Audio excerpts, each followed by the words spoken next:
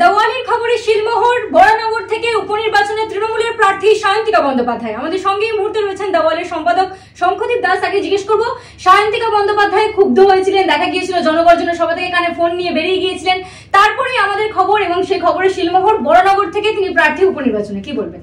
দেখো, এটা তুমি ঠিকই বলছো যে সবার আগে আমরা দেওয়াল লিখেছিলাম এবং কেন সায়ন্তিকাকে বরানগর থেকে প্রার্থী করা হলো আমরা আজকে সেটাই আলোচনা করব। আমরা সেদিনের কপিতেও সেটাই লিখেছিলাম যে কেন সায়ন্তিকাকে বরানগর থেকে প্রার্থী করা হবে। তার একটাই কারণ, সেটা হচ্ছে যে দেখো, সায়ন্তিকা, রাজ চক্রবর্তী, কৌশানী, জুন মালিয়া, কাঞ্চন মল্লিক, সায়নী ঘোষ, এরা সবাই 2021 সালে ভোটে লড়েছিলেন। তার মাঝে সবার মোটামুটিভাবে একটা পুনর্বাসন হয়েছে এবং কিছু না কিছু এমপি বা এমএলএ হয়েছে। যেমন জুন মেদিনীপুরের বিধায়ক, ব্যারাকপুর থেকে রাজ চক্রবর্তী, তারপরে কাঞ্চন মল্লিক উত্তরপাড়ায়। শুধু সায়নী জিততে পারেনি, কিন্তু সায়নীকে যুব সভানেত্রী করা হয়েছিল আর রাজ্য সম্পাদক করা হয়েছিল সায়ন্তিকাকে। কৌশানী মোটামুটিভাবে অ্যাক্টিভ নয়, ফলে কৌশানী আউট অফ দ্য ফ্রে। তো সেখানে সায়নী ঘোষকেও ক্যান্ডিডেট করা হয়েছে, একমাত্র পুরো রয়েছে সায়ন্তিকা। তো মমতা বন্দ্যোপাধ্যায় এবং এই যে ক্যান্ডিডেট করা হলো বরানগরে, এটা একেবারেই মমতা বন্দ্যোপাধ্যায়ের চয়েস। কারণ সায়ন্তিকা কিছু পায়নি এবং মমতা বন্দ্যোপাধ্যায় 2024 সালে যখন প্রার্থী ঘোষণা করা হয় ব্রিগেডের মঞ্চ থেকে, উনি বলেছিলেন যে যারা পেলেন না তাদের হতাশ হওয়ার কোনো কারণ নেই, আমি বিধানসভা ভোট আসছে, আমি তাদেরকেও অ্যাকোমোডেট করবো। কারণ এত বড় পার্টি বড় হয়ে গেছে, মাত্র 42টা সিট, সবাইকে তো আর রাখা যাবে না।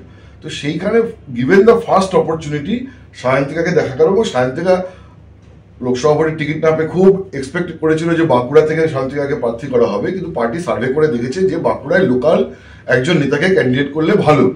সেই কারণে তালডাঙ্গার বিধায়ক অরূপ চক্রবর্তীকে ওখানে প্রার্থী করা হয়েছে, সায়ন্তিকা করা হয়নি। সায়ন্তিকা ওয়াজ ভিজিবলি আপসেট এবং আমরা দেখেছিলাম যে ব্রিগেডের মঞ্চে কানে ফোন দিয়ে বেরিয়ে যেতে তার ইস্তফার একখানে জল্পনা রটে গেছিল।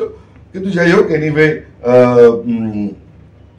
শেষ পর্যন্ত তাকে প্রার্থী করা হলো এবং সায়ন্তিকা এই খবরটা দেওয়ালের কাছ থেকে প্রথম জেনেছিল, আজকে তা আনুষ্ঠানিকভাবে ঘোষণা করা হলো।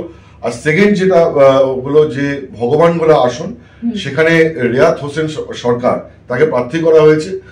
এই সিটটা বাই ইলেকশন হচ্ছে, তার কারণ তৃণমূলের বিধায়ক ইদ্রিস আলী, তার অকাল মৃত্যু হয়েছে এবং মৃত্যু হওয়ার পরে সিটটা ভ্যাকেন্ট হয়েছে, তাই সেখানে উপনির্বাচন অনিবার্য হয়ে উঠেছে।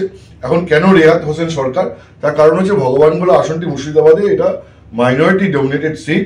তো অনেকে অনেক রকম নাম বলা বলি করছিলেন। কেউ কেউ ভেবে নিয়েছিলেন যে পুরমন্ত্রী ববি হাকিমের মেয়ে প্রিয়দর্শিনী হাকিম, তাকে যখন লোকসভায় টিকিট দেওয়া যায়নি তখন তাকে ভগবানগোলা বা মুর্শিদাবাদে ওখানে প্রার্থী করা হোক।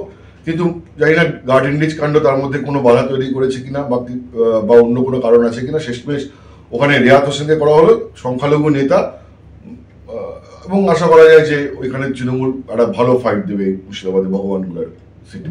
ধন্যবাদ আপনাকে শঙ্খবাবু। বরানগরের বিজেপির প্রার্থী সজল ঘোষ, অন্যদিকে এবার তৃণমূলের হয়ে মাঠে ময়দানে নামছেন সায়ন্তিকা বন্দ্যোপাধ্যায়। বাঁকুড়ায় ফলাফল ভালো ছিল না, এরপরে বরানগর উপনির্বাচনে কি ফলাফল হয় তার দিকেই থাকবে আমাদের নজর। আপনারা দেখতে থাকুন দ্য ওয়াল, কারণ খবর এখন এখানে।